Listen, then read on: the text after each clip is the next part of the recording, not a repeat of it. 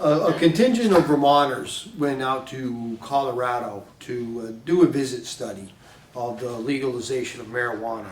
And it went anywhere from the judicial system to pro-marijuana advocates, law enforcement, and people dealing with addictions. So it was a really good cross group of individuals that went out there that really were going to look at this issue from 360-degree angle, if you will. So that was really good. They went out there with no agenda, and that was one of the agreements. We have no agenda. We're just going to go out there on a fact-finding tour and start asking some questions and things of that nature. Who did they meet with? We'll go through that, Okay. and it's really interesting who they met with. Pretty much across representation of the group that went out. I mean, they went to the growers, they went to the Boys and Girls Club, they went through to the judicial system, they went to law enforcement, the average citizens out on the street. So once again, it was really broad, which was great. They didn't come back with, okay, we only have the Denver PD's point of view, Right. or the pro marijuana point of view. So it was really good. The first thing that they came away with, and I'm on page 3 if you want to follow, but once again, I'm not going to read this to you verbatim. You're more than happy to read it yourself at your leisure. They came away with the impact on these new laws will not be known for years. And that to me right there was resounding. They passed it, and they've come to the conclusion that the full impact of what of the passing of that law will not be known for several years. For some of you that don't know a little background, 2013 marijuana became legal in Colorado under state law for recreational use. This, they found out, caught a lot of people by surprise, especially the government. So they weren't set up, so to speak, for lack of better words. They were caught, the government particularly was caught by surprise that this referendum passed. So, their recommendations is to other states that if you think it's going to pass, really think. It's not as simple as saying, okay, recreational use is legal, so if you have under an ounce, it's fine. You sell it through, like we regulate alcohol through a state liquor store. They have dispensaries, and that's the mindset. They said, okay, it passed, recreational use is now legal. Let's set it up in the mirror image of the way we do our alcohol sales, which is you have to be 21 to go in there, you have to have a Colorado ID, you can purchase up to an ounce, there's no public use or smoking of marijuana. So pretty much what was in place for alcohol, just take away alcohol and insert marijuana, and they were like, okay, let's do that. Not working quite the way they thought it would. And so their advice is really think outside the box. If that is somewhere where your state may want to go, then there's a lot more to think about. You can't just simply replace marijuana with alcohol and have everything be the same. How are you? Okay, what is their recreational marijuana? You can purchase up to an ounce at a state-regulated store, and you can grow up to 6 plants at home. Public participation or consumption is barred. If you do get caught using it in public, it's a $100 ticket, okay, which is civil. It's kind of like getting a speeding ticket. There is no criminal charges. Marijuana is not advertised in the general media. Okay, it is advertised, but it's advertised within the culture of like marijuana magazines and things of that nature. But it's not like advertised on TV and billboards and things of that nature. So it's not advertised in the general public. Is it advertised in the stores? They That sell them? just, Like, you know, we have like alcohol. in the cigarettes. dispensary, Yeah. you mean inside the dispensary? Yeah. Like, are there signs? Is there like? Well, it's a store just for Is it just marijuana, for right? Right, it's a Okay. store Okay. just for It's not marijuana. like Walgreens. Right. Okay. No, Yeah. no. Yeah. Yeah. No, I, When yeah, they I sell just alcohol. didn't- yeah, mean, no, I just didn't know if they, when you get, like, if they're like in the windows, you know how like when you go by a convenience store on the Oh, windows, right. it's like Budweiser. Like for or something. sale. Yeah, I Like, just didn't know what's if the they sale of the had. week or something? That's a good question. Yeah. Yeah, I don't know that. Okay. But it is just to clarify, it is a dispensary that only deals with marijuana. You have to be 21 to go in there. And to buy an ounce, you have to have a Colorado ID. If you are a visitor, you can buy a few grams if you're older than 21. So with an out-of-state ID, you can go in there and get a few grams. What if you're under 21? What happens and you're caught? Is it a ticket or what happens? So if Yes, you're under just like 21, alcohol. It's still a ticket. Yeah. If you're Just under for a 21, minor. Right. you don't, there's no. It's just like alcohol, yeah. Okay, so if you're an adult, it's $100 fine, and if it's If you're in public, only if you're in public, if you're Oh. consuming in public. and if you're under 21 anywhere, it's $100 fine. Mhm. Okay. Yeah. Just curious.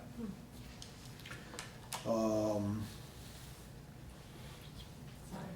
No, we're good. They also had to create a marijuana enforcement division, just like we have our liquor control. Okay, so now they had to have a whole nother arm of government. And we're all intelligent in this room. You can imagine the pitfalls and trials and tribulations of trying to now establish a whole nother arm of a government entity. And, you know, what are their powers and their training and things of that nature. So, now mind you, this is after they passed the bill. Right. You know, so you This can. wasn't in place before. Exactly. Yeah. You know, so now they're thinking, okay, wow, we're having all these issues that are coming up, and you know, obviously there's a sense of urgency.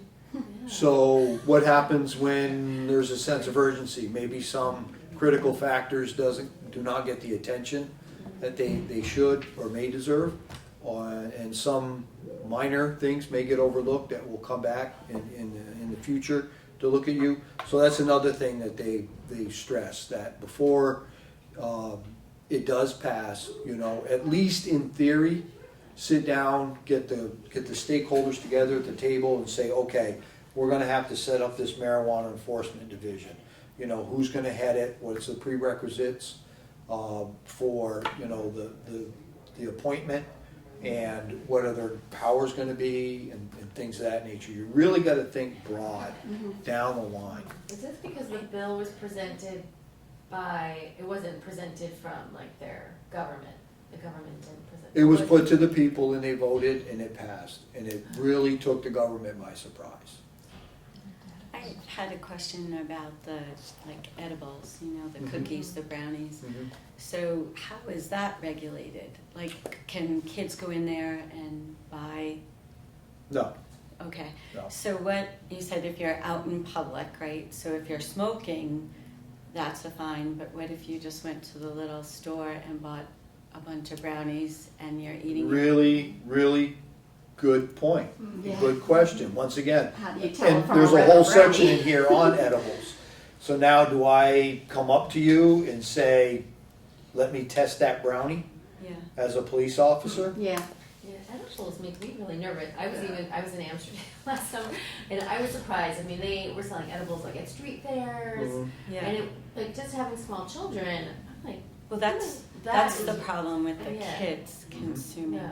those and the high amounts. Anyway, so I was just No, curious. Yeah, there's- he had something to talk about. Yeah, that. there's a section in here on edibles. There, once again, there's a lot to be addressed. It's just not as simple as if you talk to a lot of people and they say, we want to make marijuana legal. And I would think, I don't want to attach a number to it, but I bet you a large majority of people simply, when you say that, they immediately think that you have an adult sitting on their back porch, you know, that wants to smoke a joint. and then go back in and watch TV or something of that nature. Go to a barbecue with friends, and they smoke a joint. And that's their version or vision of legalization of marijuana. Or if you get pulled over and you happen to have a little bit on your possession, it's not a criminal offense. That's their version. What they don't realize is that once it's legal, okay, it's legal. You make THC and now you're making the brownies and the cookies and the gummy bears and everything else. And then you've got the operations of, motor vehicles. And I mean, it's huge. It is absolutely huge.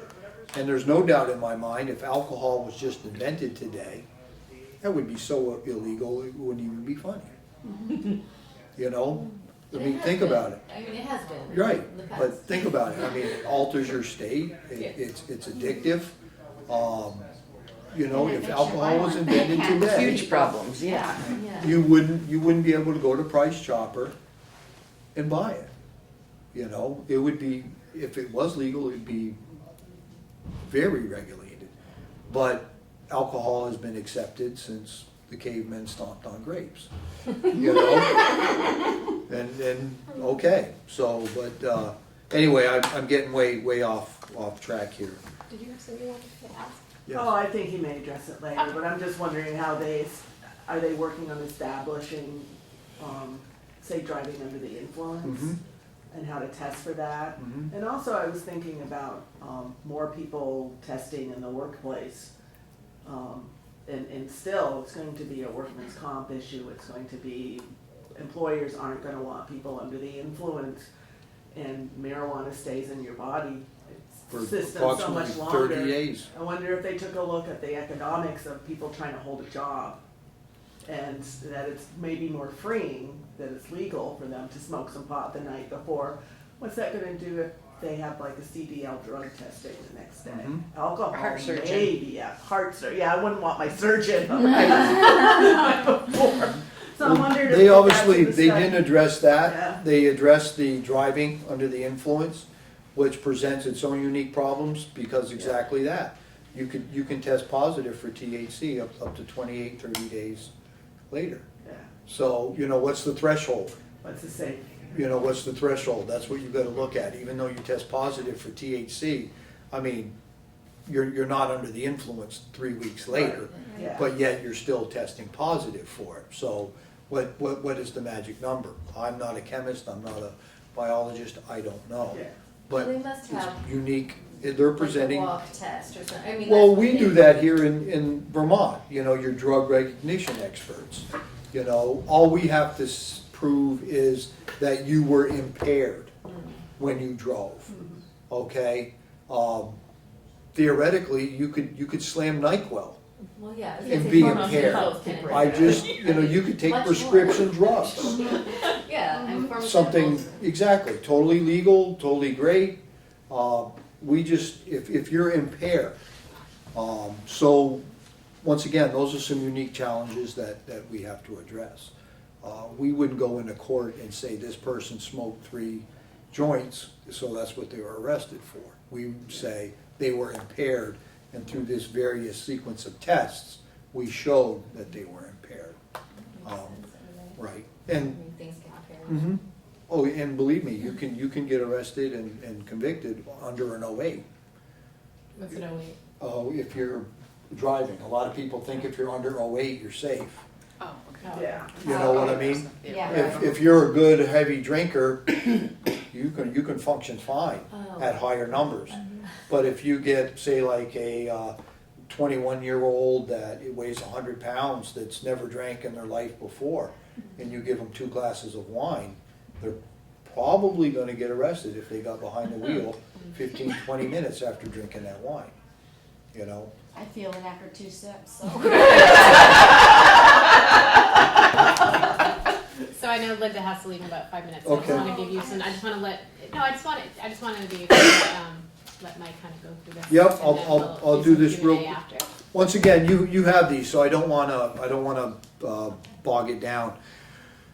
On page 6, this found me fascinating just because this is what I do. It's the problem of conflict between federal law and state law. Here you have a federal law saying it's illegal, it's an illicit drug, and then you have a state saying it's legal, it's okay. The federal government, in its infinite wisdom, came up with 8 priorities. And they basically said, if you meet these criteria, for lack of better words, we're not going to intervene. Okay? We're not gonna what? Intervene. Gotcha. Okay? And real quick, the 8 listed are prevent distribution to minors, prevent revenue from the sale of marijuana going to criminal enterprises, gangs, cartels, prevent the diversion of marijuana from states where it is illegal under state law in some form to other states, prevent state authorized marijuana activity from being used as a cover or pretext for the trafficking of other illegal drugs or illegal activity, prevent violence in the use of firearms in the cultivation and distribution of marijuana, preventing drug driving and the exacerbation of adverse public health consequences, prevent growing of marijuana on public lands, and prevent marijuana possession or use on federal property.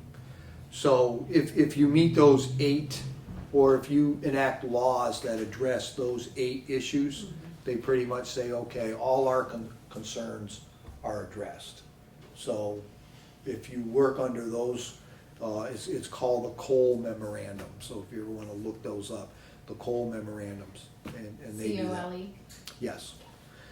One of the biggest problems that they addressed out there is banking. Okay, that is tough. A lot of banks won't finance marijuana grow operations, and you know, how do you all of a sudden you go up there? I mean, there's no secret they're making very large sums of money. So what do they do with that money? You know, and a lot of it is cash. So from a law enforcement perspective, that is huge. You have these vast sums of money, and you know, banks are kind of shying away from it, and it's like, what are we doing with this? So, Is it being taxed? I mean, is the state making a lot of money? oh, very much so. It's very heavily taxed. Yeah. Yeah, yeah. So they probably see that as a benefit. They're doing tons of construction out there. I was just out there, and everywhere you go, they're building roads and bridges and buildings, and they're going crazy with the money. It's, yeah. And they took money, and so much is allocated towards education, and so much, obviously, the Marijuana Enforcement Division is probably being fully funded by that tax, and, you know. Yeah. So yes, it is a revenue source, a very large revenue source, I think, and that's a big draw. Yeah. I am so sorry. Oh, no, that's okay, I have to get to work at this nice. I did take that paper. Some of the diversion problems that they were looking at is that the neighboring states are suing Colorado because people would go into Colorado, get the marijuana and bring it out. And that, since it's all illegal in the neighboring states, that's a burdensome on their court system, where people will go in there. And I imagine, and it doesn't address this, but just common sense. Anybody been here in Brattleboro in the early 70s, late 60s, early 70s? I was. Yeah. You were? Yeah. Remember the busloads of kids from Amherst? Well, I don't. Okay. I'm thinking, I don't. Okay. Well, Vermont was I was- the neighboring states, it was 21 to drink. Right, and they often- And Vermont was 18. And, you know, I grew up in Hinsdale. Yeah, I remember that. 18's a busloads scary thought too. of college kids would come up here on Friday and Saturday nights. I mean, this was wild, wild west. And That's crazy. it doesn't address this, but common sense would basically tell me if you lived on a border town with Yeah. Colorado, you know, that is going to tax that town's police department, their judicial system, because people would go over there, you know, partake in something that's legal in that state but illegal in your state, but then come back. You know, I'm sure they have friends there. You know, granted, you've got an out-of-state ID, so you can only get a couple grams, but, I mean, I have friends in Chesterfield, Keene, Hinsdale, Greenfield. You know, I was born and raised here. All my friends aren't within the town line of Brattleboro. We're a neighboring state.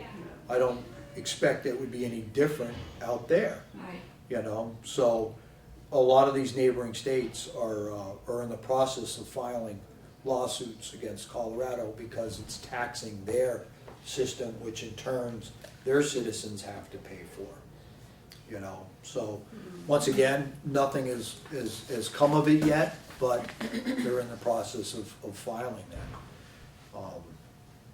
One thing that they found that I highlighted and really would like to go deep on is that, and it states very clearly, it is important to note that Colorado's legalization of cannabis did not eliminate the illegal market, which a lot of people are under the impression where if you come in and legalize it, then, you know. I was thinking 6 plants is a lot.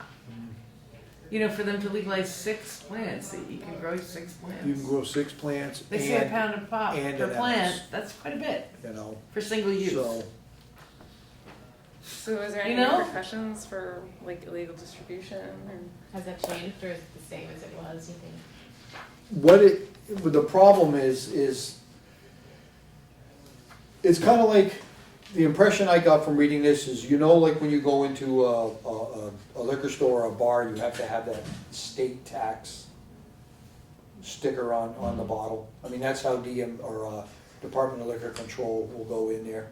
It stops you from going over to Chesterfield State Liquor Store, buying their booze for $15 cheaper, and bringing it back and putting them in your bar and selling it. Cigarettes are the same. Same way, exactly. So you have to go in there and they have to have that state tax stamp on them. The dispensaries have also the same type of tracking, if you will.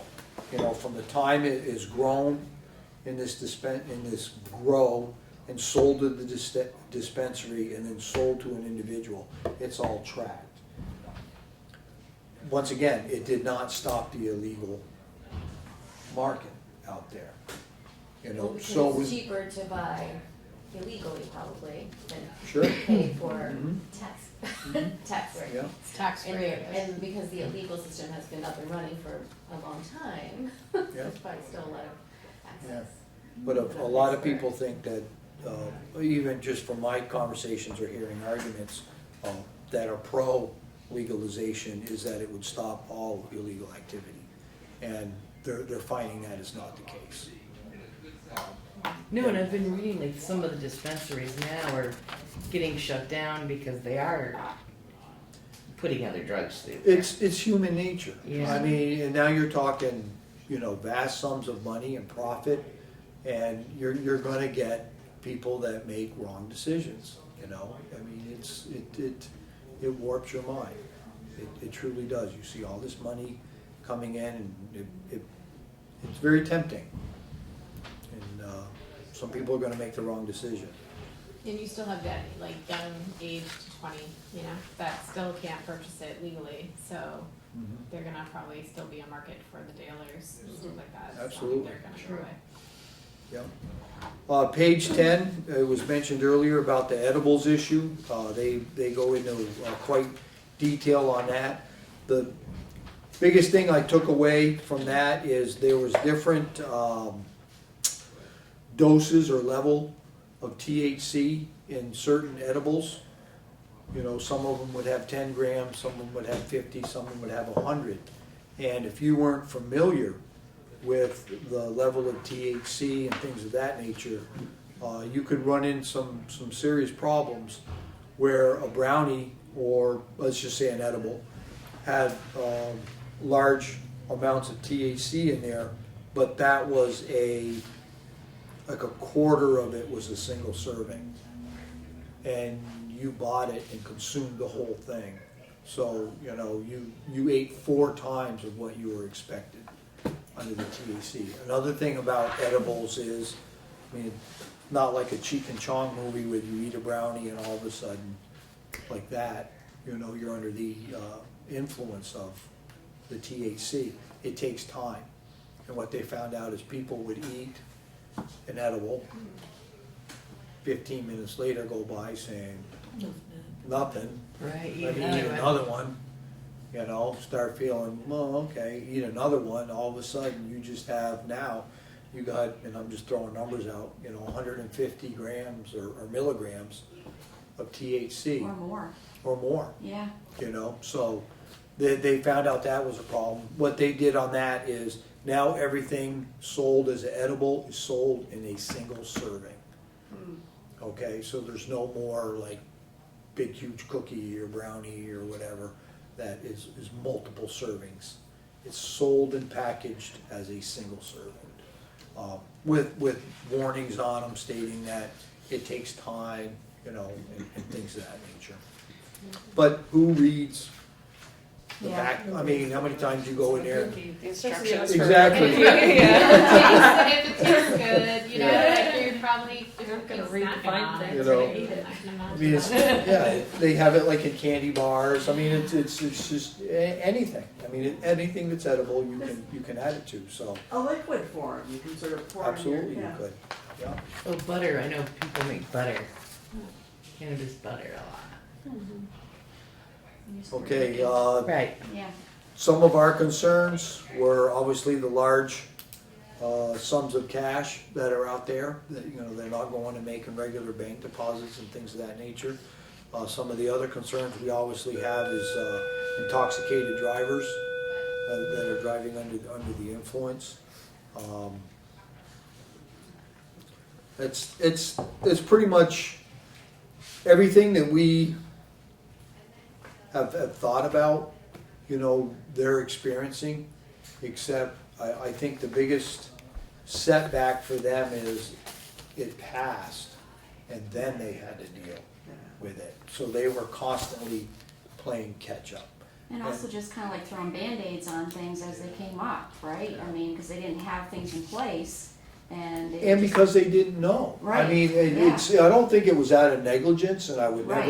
never make that accusation. I think it was just, it's uncharted Yep, waters, and it passed. They said, okay. An average intelligent person could draw the conclusion where, okay, if we put the same restrictions and the same guidelines as we do on alcohol, as we do with that, then that will probably, I'm sure there'll be some unique problems that present itself, but it should be pretty much parallel. And, you know, the major issues will be addressed. And they're finding out that that's not the case. right. And now they're having to take a step back and cut in all these subject matter experts and, you know, things of that nature and kind of let go. That's why they said right out front that it's going to take years before they finally realize the full impact and what are some of the actions that they could have taken better. And their recommendations to any state that was going to legalize that is wait to see, you know, Colorado and Washington, wait for whether you're pro or against, let's just do this smartly. And, you know, when it does go to the voters and it does pass, then we already have our marijuana regulatory division set up, like we have our liquor control. We already have, you know, okay, the intoxicated drivers. Okay, do we have more drug recognition experts that are trained for this? There's just so much. The banking, how are we going to deal with large sums of cash? How are you going to regulate from the grow to the dispensary? And the whole edibles issue. Edibles issues Yeah. huge, Hospitals. you know. Right. And a lot of what I said, did I hand these out? Once you, Yes. once you legalize something, you can't change that. Like you can't. Did you make it illegal again? Is that what you're saying? Yeah, like you can't make it legal. Well, they tried that with alcohol, look Yeah. how successful that Right, was. right. Yeah. I mean, if Yeah, you, right. if the voters pass it, yeah. I It's mean, you in. can, yeah. They pass it for, and then 2 years later, you wanna go against. Sure, you can, but Probably it'll much be tougher. tough, yeah. Right. It's gonna be tough. And it sounds like, I mean, it's not, or you wouldn't say it's a total disaster. I mean, they're kind of going through the process. That's Mhm. unfortunate that they have to go through it. Right. But like it's, you know, there's not, I mean, are there incredible, an increase in people dying or the or? Here's I the, didn't look at this. yep, this is the second sheet that I gave you. And it's compared to the US, the averages of Colorado and Washington on the marijuana use. And they go in different age groups, 12 and greater, 18 and greater. And, the past month between 12 and 17, 18 and 25, 26 and up. Once again, I'm not gonna insult you and go over this, but just by glancing at this, you can see that they have a considerably higher use than across the United States. It's I'll make- scary I'll make that sure I provide 12-year-olds this are too as a even link considering in it. case Oh, you wanna Is that share it. Or, okay. On the second page, to address like some of your concerns, the ages of children sent to the ER for accidental marijuana ingestion. As you can see, in 2008 to 2011, on average, it was 4 a year. 2013, when they first enacted that law, it was 8. The first half of 2014 was 14 children. So, it's a considerable jump from the time they enacted the law. It is, a 250%, 200% increase from 2011 when it was illegal.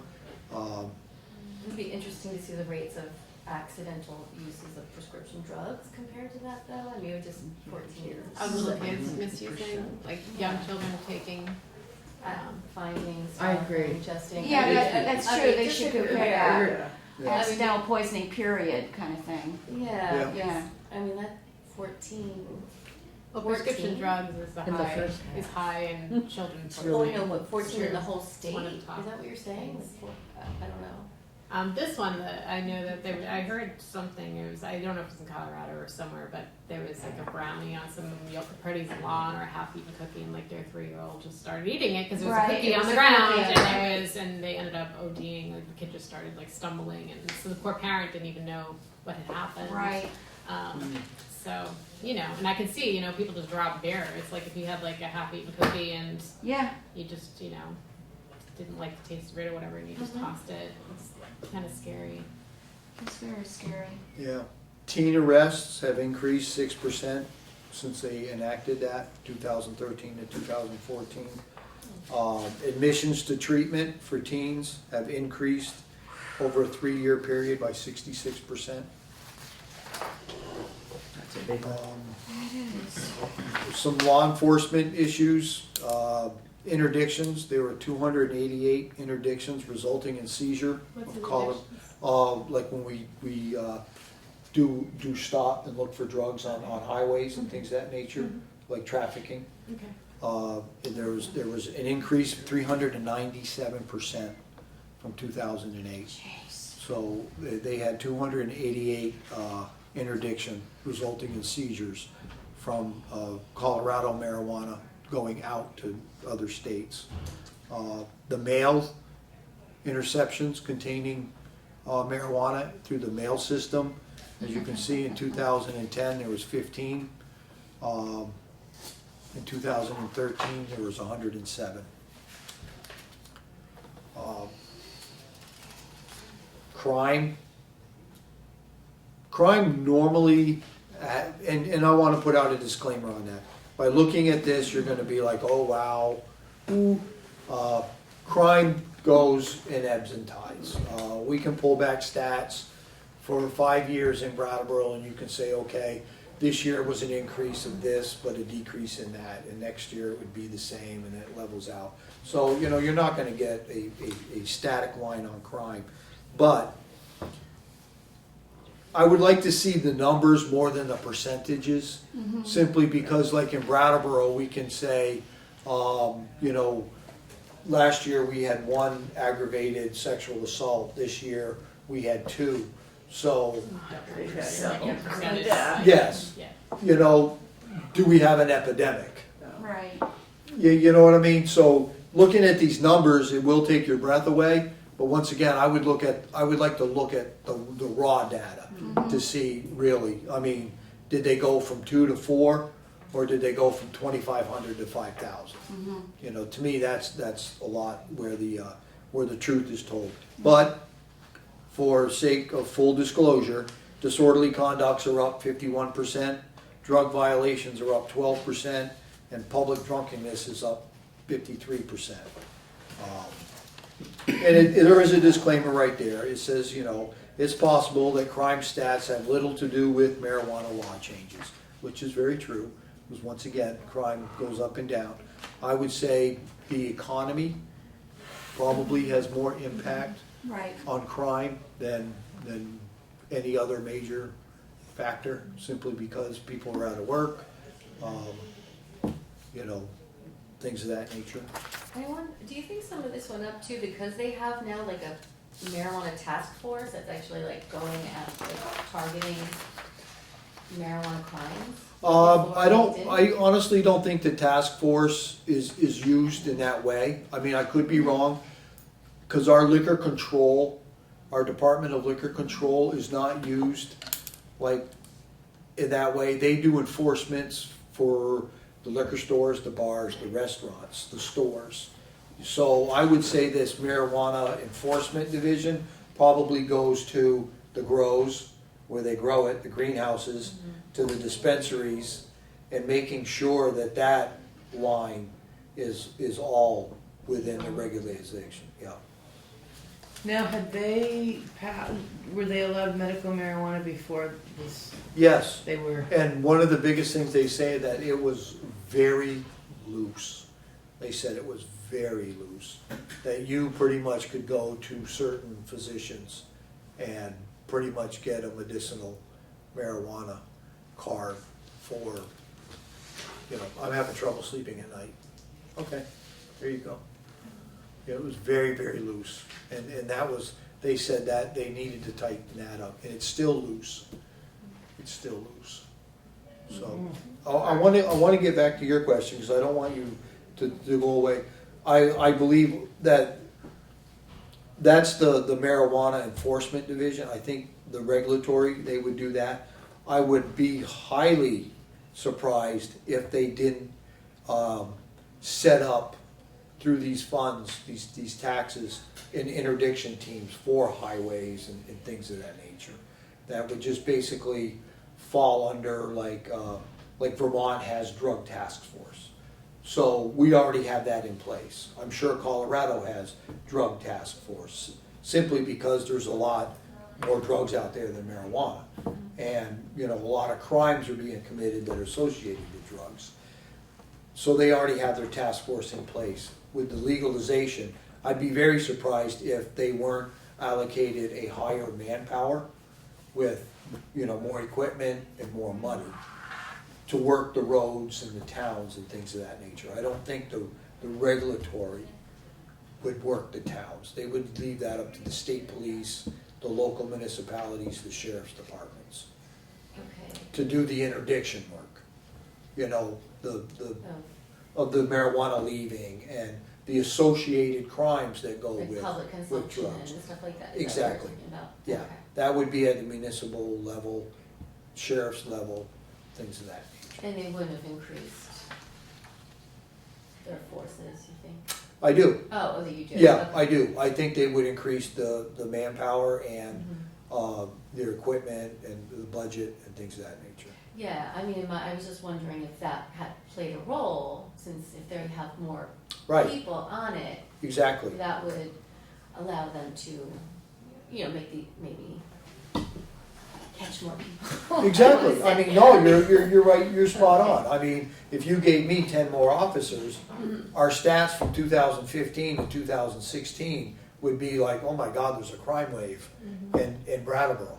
simply because there would be, so many more arrests, because we got 3 people that cover 32 square miles. Right, A lot goes undetected, right. which So is unfortunate. yeah, so when I sort of look at these Yeah, you numbers, have I to look think. at it a little bit like That may be this because is they have happening greater, already, yeah, right, but it's Mhm. just being enforced now. Yeah, yes. it's hard to say. I mean, there was like this whole, I think National Geographic, I forgot exactly what the fact was, but they said like we have the most addicts or something, heroin addicts, or in like about 8 states, and it's because we have the hub and spokes now treating people, and so the numbers of people being treated has gone up significantly because the resources are there and the services are there.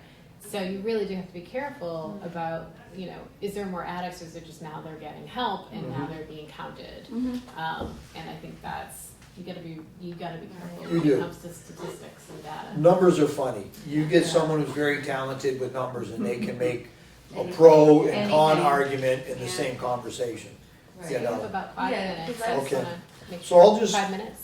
I just wanna make sure. I will- If there's anything else that he wants to get to. No, Yeah. once again, you guys have this.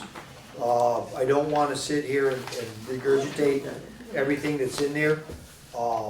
And I'll make sure again that we have that for all of our Okay. people, and hopefully in our website.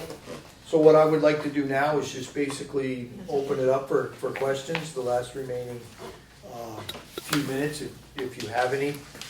Once again, I was not on this study group that went out there. It was well represented, but I would love to have gone. It would have been interesting. Yeah. For sure. Yeah. Yeah. But it was good to have people like the Boys and Girls Club go, Mhm. and like to know that it Absolutely. was people that are all different. Mhm.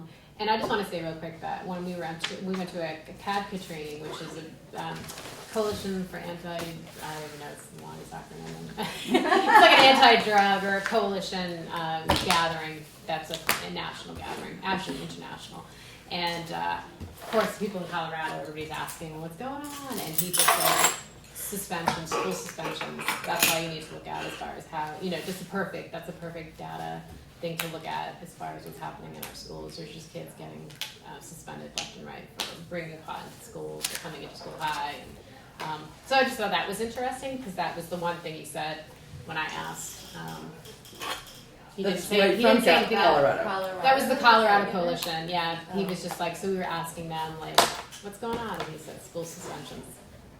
Look at it. So I was like, okay. Have increased. We have, like, yeah, significantly, yeah. And so the schools are really struggling right now. Because it's hard enough to get all your kids to, get in and they don't. It's so, I think a lot of it too is it's new. I mean, I agree. we're still in the infancy stage on this. And when do you start the education process? So like, let's say Vermont is gonna go down that road. It looks like it's gonna be at some point put to the voters. And I just don't mean Vermont, I'm talking coast to coast. At some point, states are gonna be faced with this dilemma, and it's gonna be put to the voters. So when does the education start? Does it start after the referendum's passed? I think it should start before. It I think really it should needs start now. I Yeah, mean, it should have started definitely. 10 years ago. Yes. And I mean, that's just my well, opinion. Our children's perception of risk is going down, and we're gonna get the next data information probably in September, but everything else is either staying still, like with other, with alcohol, tobacco, it's either the perception of risk has either gone up, especially like tobacco, kids know it's dangerous, and alcohol is kinda, but marijuana is going down because of what they're hearing in the media. It might not be what they're hearing in their home. And I talked to the dispensary here for the medical marijuana, and he said they really should be calling it adult usage of marijuana, not recreational marijuana. Because as soon as you say recreational, they think, oh, it's something to do for Right. fun. Yeah. And my husband's a teacher, and some kid was arguing with him about how it cures cancer. I mean, there's not enough education going out there to our youth. They're hearing all of this, and it bothers me because I feel like we're not getting funded. BAPC has no funding right now to work on marijuana because there's no grants out there in the state to apply for to get that, and that's saddening because then we're gonna be, if it becomes Catch legal, up then we'd again. have to try to catch up, and at Yeah. that point, a lot of that damage is already done. So I don't know. So that's kind of my only. That's all I have to say about it. It's just kind of that's what upsets me. Well, it took a long road and a long time for tobacco. You know, before tobacco was glamorized, and then it was, you know, advertised towards youth. And now I mean, I think, I'm sure there's some kids in this building that smoke, but when I went to high school, we had a smoking lounge I remember for that. students. One of the Oh, issues, wow. For students. one of the issues with tobacco though is if you look at it historically, the very first settlers planted tobacco plantations. And we're talking hundreds Right. of years of entrenched belief and economic investment. So marijuana is not the same. We're coming from, I mean, when I was a kid, yes, people smoked, but they knew it was illegal, they knew it was a drug, they knew it wasn't good for them. So we may need to turn the clock back, but not as badly. With tobacco, there was no time to turn it back to. Right. Yeah. I think education and consistency is truly the key. You're not gonna have total abstinence across the board, and, but I think you get the people that, like Cassandra was saying, if you're gonna smoke it, you should at least know what you're doing. Not some of these, it cures cancer, or, you know, I can't be addicted to this, or, you know, I can't OD on this and whatnot. And people are getting those falsehoods simply because it's smoking. You can OD on THC. The edibles have shown that. Okay? I mean, you may not be able to smoke yourself to a state of, you know, where it's a fatality. If But eat you like, most certainly right. can eat it, Well, and I there's- mean, it's the same ingredient, you know. I'll be the first to admit, there's a lot I don't know. So, you know, I just like would read and say, okay. But then what's funny is you read something else and it contradicts what you read here. And then you read this and it's like, now you gotta say, okay, who wrote this piece? Who wrote this piece? What is Yeah. their angle? What is their agenda? And then, I mean, it's really, really difficult. We need to get out there and just put forth a lot of data collection, a lot of studies need to go into this. Colorado and Washington are doing these because they're facing that. They have the raw data. Anything Vermont does, a lot, if we said, okay, you know, would teen use of marijuana go up if we legalized it? That's all speculation, because we have nothing to go by. And you could have one group say, absolutely not, and you can't disprove that. You can have the other group say, how can it not? And you can't disprove that. So now we have two states that we can collect that data from and say, okay, when it was illegal, it was illegal. What's changed? Let's go to the school systems.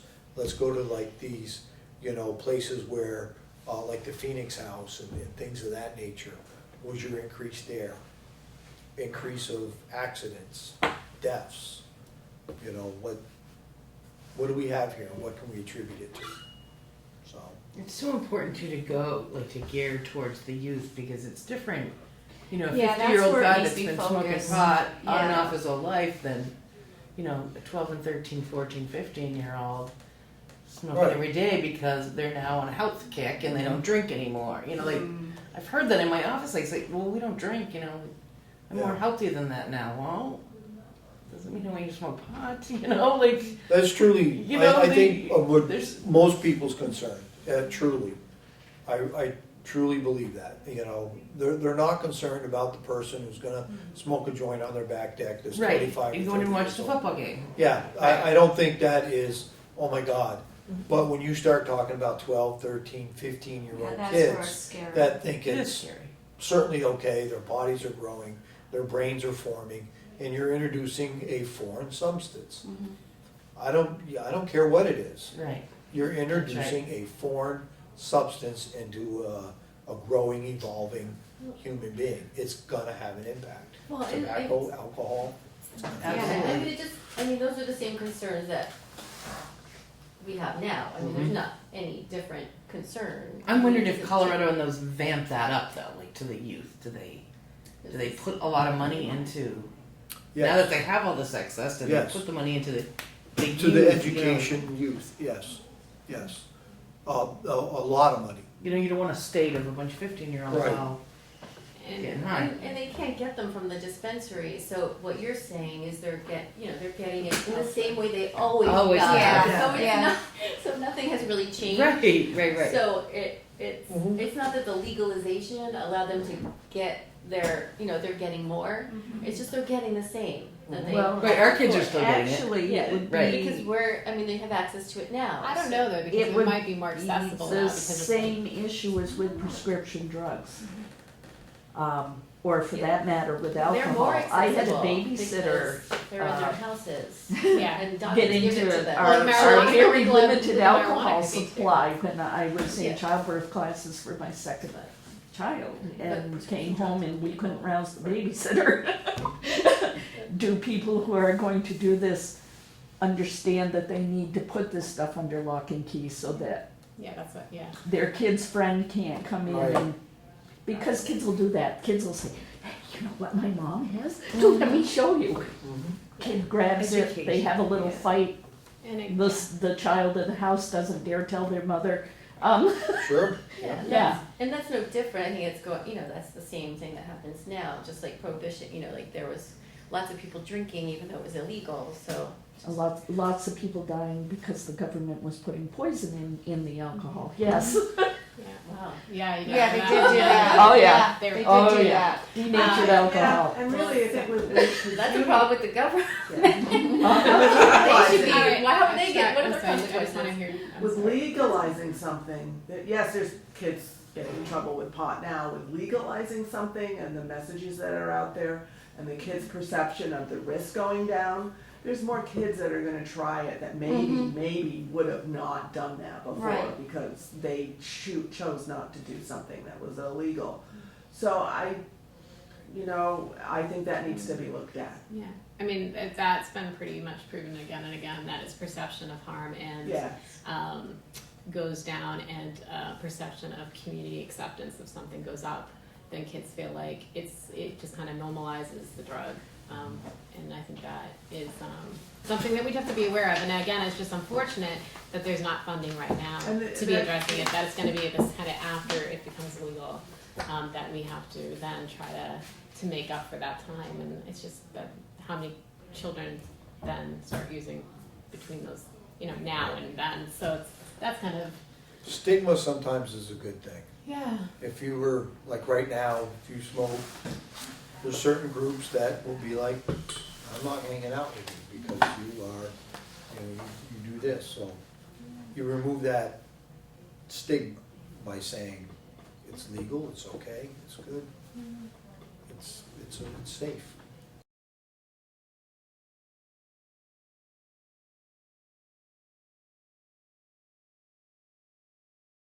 This, we're gonna be making a video of this, but I'm just gonna pass it around. It's a photo voice project that our middle school Vermont Kids Against Tobacco group put together, and basically what they've been working on this year is educating themselves and educating their peers, and now educating their community around the influence of tobacco advertisement and marketing. And so what they did is they took pictures of tobacco marketing in the local convenience stores within walking distance of their school, and then they wrote little things like about how they felt about it, and so that is actually displayed. The pictures are actually on display at the Future Collaborative, which is on Elliott Street, and we're also going to have for next gallery walk, it's going to be a Turn It Up, so that's pretty exciting, and we're going to make a video, which will be on BCTV. And I'll definitely share that with you when it gets put together. So that's exciting. And they're going to do a sticker shock this upcoming Monday at Price Chopper and the Mobile Station, and possibly another store. But those two stores said okay. And basically what sticker shock is they put stickers on cases of alcohol or like 6-packs just saying, basically don't give this alcohol to minors. And the sticker they chose is it's not just about drinking and driving. These are the other, things that can happen. And there's all the kind of the risks of young people drinking alcohol. So that's kind of cool. They have How like big 6 is the choices. sticker? It's like this big. Oh. That's why you put them on like cases and stuff. They have 1,000 stickers. So those 2 Nice. stores will, or maybe another store will have. Everything but singles, right? Yes, Everything but everything singles. but singles. So I was really excited that Price Chopper was willing to do that because that would be they have a large alcohol department. So trying to fit a few kids into the mobile station is going to be a little if that was like the only place that it set in, trying to bring like 6 kids into one little place would be a little bit daunting. So I'm excited. So I'm going to videotape them, and so that would be something I can show as well. And then we showed Anonymous People, if anybody doesn't know what that is. It's a movie that came out about stigma around recovery and That's addiction, alcohol but it's mostly, specifically, is it's it? just any drug. Oh, gotcha. And it's really to show the positive around recovery and also the need for funding to go towards the recovery of alcohol, of drugs and alcohol. Like they do for any other recovery of any other disease. And so it's kind of like saying, it's 22 million people in recovery, and that's a lot of voices that can say we need more money to go towards, helping people in recovery. And when they had talked about, they said 8 million people are in jail, and how 80% of those people in jail are, dealing with addiction. And that was pretty eye-opening. And then that made me realize 22 million, that's like almost 3 times as many people in jail. So that's a lot of people in recovery. Like if you wanted to kind of look at a visual, like think of everybody in jail and then times that by 3, and that's how many people in this country are in that addiction recovery. How was that movie? Huh? How was that? Because it's great. I wanted to see it because the trailer. She was right because you can't expect people to go for help Right. if it's always looked upon as bad. Right, and that's that's really, and they were trying to really just show the positive of recovery. Like that's like a strong, like you should be proud to be in recovery. You shouldn't be ashamed. Right. And so we showed it, and 90 kids came. It was the most. It was a Durham Diversity Day. We had Raina Lowell, who was a part of the Hungry Heart tour, come and talk, and then Susie Walker was there. And I don't know if you know, but the Turning Point's available to anybody 16 and over. So that was really good to share, and then one kid stood up and said, "You know what? I have addiction in my family, and it just makes me feel like, okay, this is bigger than it made her feel like, all right, this is not just my family. This is big, And I think that if that's what they come away with, if they, And I mentioned above the influence is really needed in this school because not only for the people who want to make healthy choices, but there's kids in the school that need to make healthy choices, and that's something that above the influence can provide to the school is a place to really enforce that. So hopefully we'll get more ETI students. I don't know how inspiring my speech was, but again, I'm really happy 90 students saw that, and hopefully we'll look at recovery and addiction differently. The Wyndham opiate response, I don't know if you guys have heard wind of this. This is kind of the response from Governor Shumlin, basically asked every county to kind of address opiates, and pretty much the Department of Health kind of took it on initially. And I know that some of you at the Marlboro College, they had this kind of brainstorm, and then it came together, and now it's kind of like, what are we? Nobody's funded, again, no funding to deal with this. So who's going to kind of take it on? Because the Department of Health doesn't, they can't continue. And so we had a meeting, Michelle Carr and I and Prudence McKinney and Robin Whiskey, and said, how can we move forward with this? And so there's a lot of different groups in that. There's kind of strategies, and we had our medical RX abuse prevention team that we have had for a while through BAPC, and now there's a task force within the hospital that kind of started within the hospital to make sure that there's best practices happening in the hospital, making sure somebody doesn't go to the ER when their primary cuts them off of a prescription opiate, and so that's happening outside of us because but anyway, there's all this kind of stuff happening around medical, and so we're going to kind of take that on, continue to take our piece on that, and then work on the locked-in meds, and the every day is take back day now. It's kind of our new thing because take back day is no longer happening, but there's just places to dispose of medication. So we're really trying to get that out as well. And there's a first responder group that started with Michelle Carr. And actually, can you speak really briefly about I know you guys are still formulating what you do, but can you just speak real quick to what that group is looking at? Basically, we're looking to understand what each agency can bring to the table, like Habit Opco, the Suboxone Clinic at the retreat, Turning Point.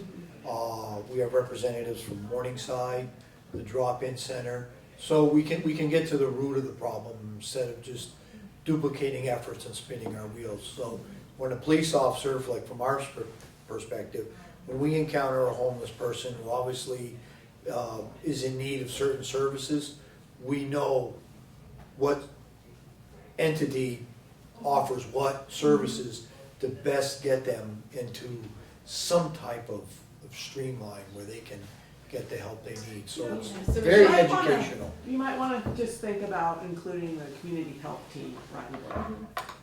In that group, And that, I would ask them to the table to I see. don't know who that is. that would be like Richard Richard Davis. Davis, probably, or like Wendy Cornwell is kind of heads that Carol group at the Pillsbury. hospital. Yeah, Pardon? we'll talk. Okay. Pillsbury, Carol But it's Pillsbury. law enforcement. They're really Oh, trying to get Carol. law just thought of him 'cause of enforcement Richard. to really understand what services, but also just to kind of how to deal when you have Right. somebody. And she was so excited. Michelle Carr jumped out of her sight, was clapping because you had called, or if somebody had from your office called because there was somebody who was supposed to get their Suboxone dose the next morning, and they said, we don't know, we have to hold them. He's got us, what do we do? And she was all super excited. Well, that- that's really a great. yeah. So anyway, so the good things are happening, and the Turning Point is also trying to be promoted. And one of the things that we're going to start doing is meeting at Turning Point. And the steering committee for that will be Michelle Carr, me, Susie Walker, and then I would love to see somebody who's actually in recovery from opiates to be part of that steering committee as we kind of move forward. But we're going to be the ones to kind of share that organizing of those meetings. So one of us might kind of host that particular time, or at least facilitate. So that's good because that also allows the recovery, treatment, and prevention to be more connected. So to me, that's really exciting. Is that the Wyndham County? That's in Wyndham Are County. you gonna extend the invitation to Grace Cottage? Well, we're They have a talking- Suboxone clinic. Okay, yeah, they have, right. That's through I the spoke, retreat, right. but they have spoke. Yeah, and we're talking about, is it really Wyndham County? Because most of the people at the table are Brattleboro, so we're probably going to end up calling it, and this is the next meeting, we're going to talk about, what is our coverage area? And if you feel like that, because you guys don't really have, I think, any kind of group. I Does think West River Valley thrive? Right, but as far as a Wyndham opiate, I think No. Greater Falls is up in the Springfield. They have their own, and then there's one over in the Manchester area, which I think Wilmington's kind of, you know what I mean? It's like who comes to the table. Yeah, So if- Townsend's one of those Yeah. missed areas. Yeah. That area is So really I would missed recommend in a lot of I would services. recommend somebody from maybe Grace Cottage, even coming, maybe you, to kind of represent That's not what I feel there. to represent that area, because I think it's important that they find kind of a group to be part of, because at this point it's mostly Brattleboro, but it's only just because. But we get most of our new patients are from Brattleboro. Yeah, so So we get them from the drop-in center from Morningside. They are on Medicaid. They can get medical rides up. Yeah, so I didn't know that. the next meeting will be on June 15th at 2:30. This will be in the notes. So a Turning Point. So that will be good. We get to go to their space.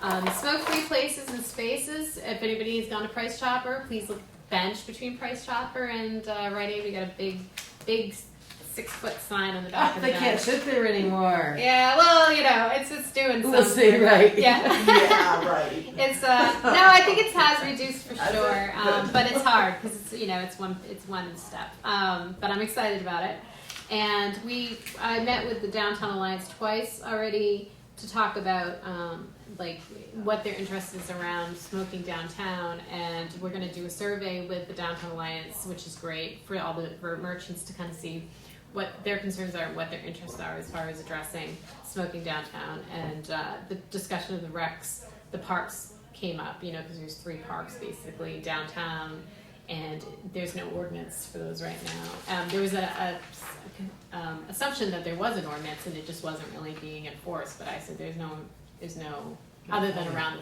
the parks. I mean the playgrounds, but even that's not an ordinance. It's more just kind of this is the place kids hang out, don't smoke here. Right.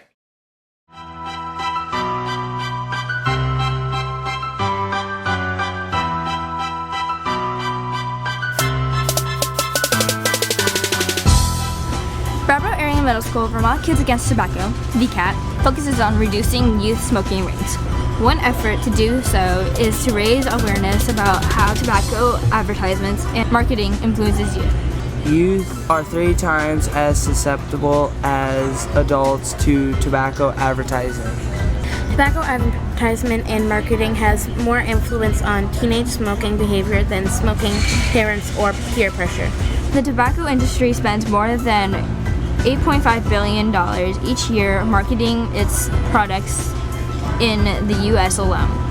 That is $1 million an hour and more than $1 for every human on Earth. Tobacco industry spends over $25 million each year marketing its product in Vermont. That is $220 for every Vermonter under 18 years old. 9 out of 10 daily smokers began smoking before they were 18. Candy-flavored cigarettes are not illegal, but tobacco industries still sell other tobacco products in over 45 flavors, including e-cigarettes and cigarillos. Even though there is a warning, it's so small and placed so people still may want to buy it. When I'm walking around someplace, I see tons of cigarette litter on the ground. To be honest, I find this disgusting. It's litter and unhealthy for the people and for the earth. If you think about it, the empty packs of cigarettes that are on the ground count as advertisements for little kids to see. When I walk into the stores and I see cigarette advertisement right next to the candy, they're trying to tell me the cigarettes are delicious too. I'm Mackenzie and I'm 7th grade at BAMS. I'm Anita and I'm in 8th grade at BAMS. I'm Billy and I'm an 8th grader at BAMS. Hi! And we're VCAT. And we are VCAT. We are VCAT. Yes. Together. 1, 2, 3. And we are VCAT.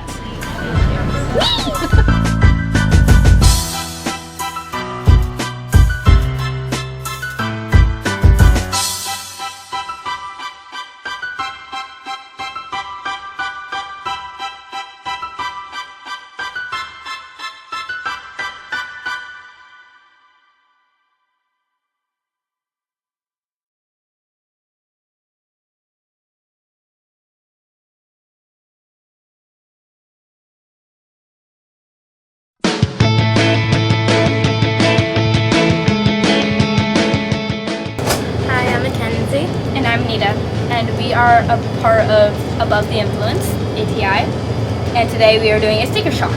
And that is to put stickers on alcohol to remind adults not to give it to younger